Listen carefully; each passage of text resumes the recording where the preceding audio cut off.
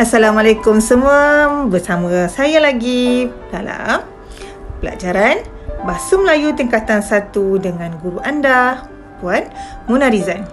Untuk PDPR yang ke-34 minggu ini, saya mengharapkan anda semua berada dalam keadaan yang ceria kerana minggu lalu anda telah pun mengisi masa dengan keluarga yang tercinta. Mudah-mudahan terubat segala duka, terhibur segala lara dengan pengisian aktiviti yang bermanfaat bersama keluarga anda itu. Dan untuk sesi PDPR kita pada kali ini, saya mengharapkan anda semua fokus dan boleh mengikuti segala pembelajaran kita dan mencapai kemahiran yang diharapkan pada hari ini. Sebelum itu, saya ingin bertanya kepada anda, apakah yang menyebabkan anda terus fokus dan menuntut ilmu pada hari ini? Sila beri saya jawapan yang tulus ikhlas. Apakah yang menyebabkan anda terus bersemangat untuk menuntut ilmu setiap hari? Saya tunggu ni. Baiklah, tak lain tak bukan, sudah pasti anda ingin menuntut ilmu, ingin mendapatkan sesuatu dan ingin menjadikan ilmu yang anda perolehi hari ini bermanfaat untuk orang lain juga. Namun sebelum tu, kita lihat dahulu apakah kemahiran yang akan kita pelajari hari ini. Hari itu kemahiran mendengar dan bertutur. Selepas tu kemahiran membaca. Minggu lalu kemahiran menulis. Yes, tak lain tak bukan kemahiran seni bahasa hari ini. Baiklah, sebelum kita teroka dan menelusuri kemahiran seni bahasa hari ini, jom kita tengok apakah yang akan anda capai melalui kemahiran seni bahasa pada hari ini. Jom kita tengok sama-sama. Kita dah tahu pun berkaitan dengan kemahiran seni bahasa. Baik, dan hari ini apa yang akan anda dapat daripada kemahiran seni bahasa dengan 4.3, di mana anda akan dapat menghasilkan sebuah karya fiksyen dan puisi secara terancang. Jadi akan lihat adakah anda mampu menghasilkannya, kerana akan ada bahan yang akan menjadi panduan untuk menghasilkan karya ataupun puisi tersebut. Jom kita tengok satu per satu. Adakah anda mampu mencapai objektif ini? Okey, hari ini tiba giliran kita akan bersyair. Namun sebelum tu, kita akan tengok apakah ciri-ciri syair yang perlu kita tahu. Kalau sebelum ini kita belajar berkaitan dengan sajak dan juga pantun, apakah pula kriteria dan juga ciri-ciri yang merujuk kepada syair? Adakah sama ataupun sebaliknya? Jom kita tengok satu per satu.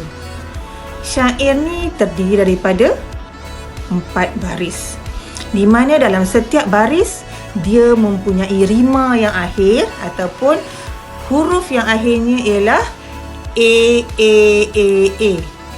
Tidak sama seperti mana pantun yang A, B. Saya harapkan anda faham tu ya. Baik, saya ulang balik. Syair mempunyai satu bait mempunyai 4 baris. Satu rangkap ya. Saya maksudkan satu rangkap itu ada 4 baris. Di mana rima akhir bagi syair ialah A. Bermaksudnya mesti penghujungnya sama. Dan apa yang menjadikan syair ini istimewa, kerana dalam setiap daripada baris pertama sehingga baris keempat dalam satu rangkap mempunyai isi dan kisah yang saling bertautan. Okey, kalau pantun lain dia ada pembayaran juga maksud. Tapi kalau kita tengok pada syair ini, daripada baris pertama sehingga baris keempat mempunyai isi dan kandungan serta kisah yang bertautan di antara satu sama lain. Ibaratnya sebuah cerita, sebuah kisah. Dan syair ini istimewanya lagi kerana dalam setiap baris mempunyai 4 hingga 6 kata. Nanti saya akan terangkan dan akan ada contoh yang akan diberikan kepada anda untuk anda faham. Selain daripada itu, dalam setiap baris itu juga melibatkan 8 hingga 12 suku kata. Di mana apabila adanya 4 kata dan juga 8 hingga 12 suku kata ini menyebabkan syair anda akan lebih menarik dan menepati kisah dan juga cerita yang terkandung di dalam syair tersebut. Boleh ya? Dan juga seperti mana sajak dan juga pantun, ya, syair juga mempunyai kisah dan teladan yang harus dipelajari daripada syair tersebut. Maknanya ada kisah dan juga pengajaran yang kita dengar, maka kita akan jadi faham. Jadi itu ciri-ciri syair. Baiklah, saya akan memberikan contoh syair di samping adanya penerangan-penerangan yang memberikan anda panduan untuk anda lebih faham. Boleh? Saya bersyair dalam satu bait mempunyai 4 hingga 6 baris dan juga 8 hingga 12 suku kata. Boleh ya? Dengarkan. Kisah pemuda di hujung kampung, tinggal sendiri, tiada yang tangguh, mencari nafkah, menjual rebung, hasil sedikit, tiada untung. Macam mana? Nak dengar tak alunan-alunan sebegitu? Jadi itulah yang dinamakan syair. Jadi kita lihat kepada bait-bait baris yang telah saya nyanyikan tadi. Semua di hujungnya huruf G. G, G, G, G. Itu yang dimanakan rima akhir yang sama tadi. A, A, A, A. Okey, boleh faham ya?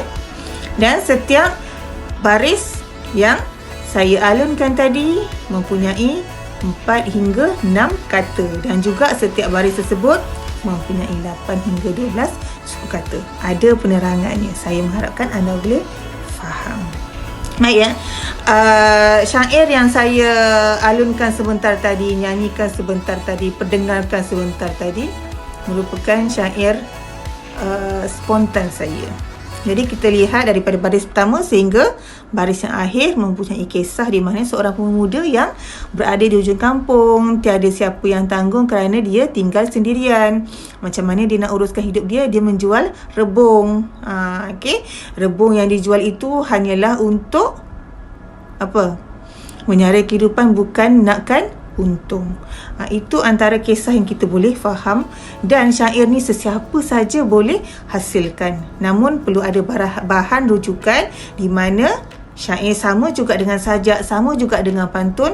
Jika ada tema, jika ada persoalan kisah, maka kita akan dapat hasilkan syair dengan baik. Kita cuba. Saya akan perdengarkan syair yang terdapat di dalam Komsas tingkatan 1, iaitu syair Pohon Buluh. Ingatkan kita telah pun belajar berkaitan dengan penerangan, maksud dan juga tema berkaitan dengan syair tersebut. Hari ini saya akan perdengarkan syair kepada anda sekali lagi. Menara tinggi,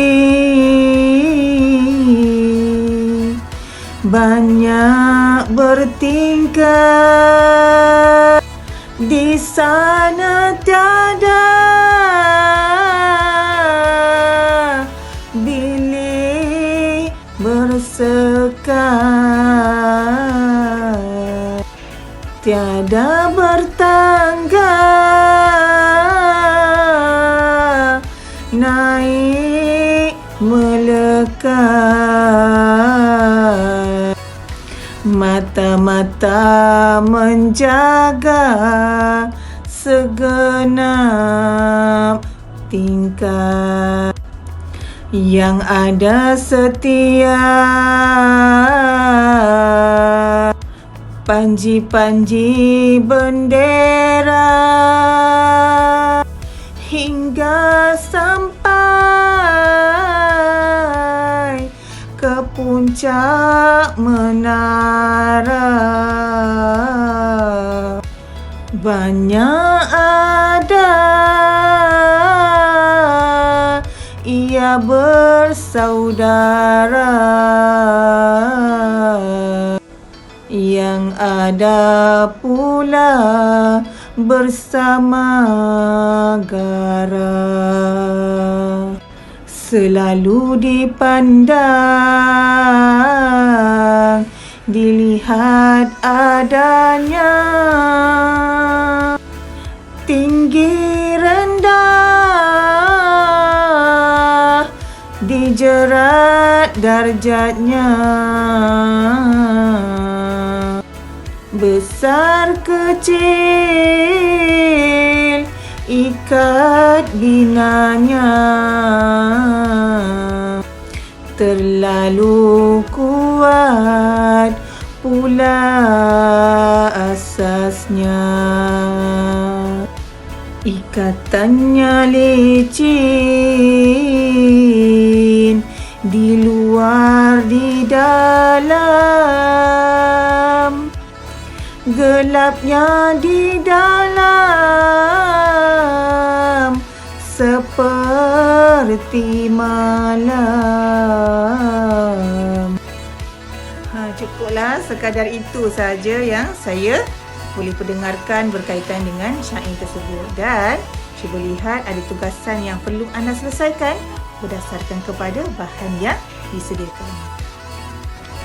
Baiklah, saya mengharapkan anda dapat manfaat daripada apa yang kita pelajari pada hari ini, di mana anda mampu untuk menghasilkan karya kreatif iaitu berkaitan dengan syair berdasarkan dengan bahan yang disediakan dalam buku teks anda.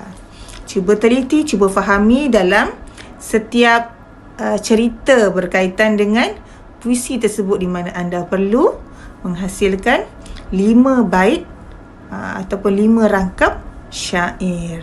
Semoga berjaya. Jumpa lagi dalam kemahiran yang seterusnya. Assalamualaikum.